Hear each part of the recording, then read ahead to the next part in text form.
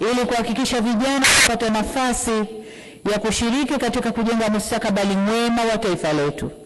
Tutaweka kipaumbele kwenye ushirikishwaji wa vijana katika masuala ya maendeleo yao.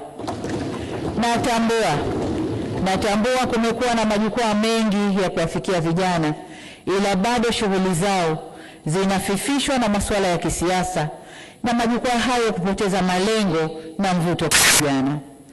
Mimi na wenzangu serikalini tumefikiria kuwa na wizara kamili itakayoshughulikia na mambo ya vijana.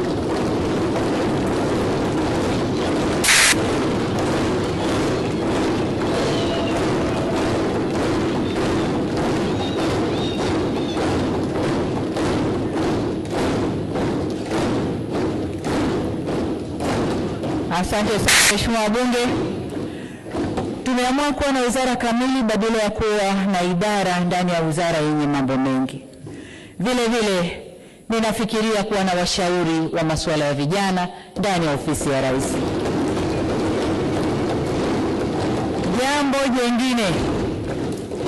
Jambo jingine tuliloahidi kulitekeleza ndani ya siku 100 za awali za kazi ni kuchukua hatua za kuongeza mitaji kwa ajili ya shughuli za kiuchumi za vijana na wanawake kwa kutenga shilingi bilioni 200.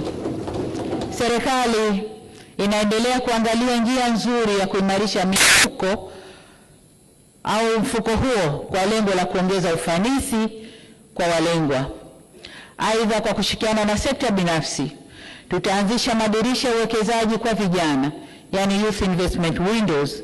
Madirisha haya yatatoa mikopo nafuu na mitaji ya uwekezaji kwa biashara za vijana.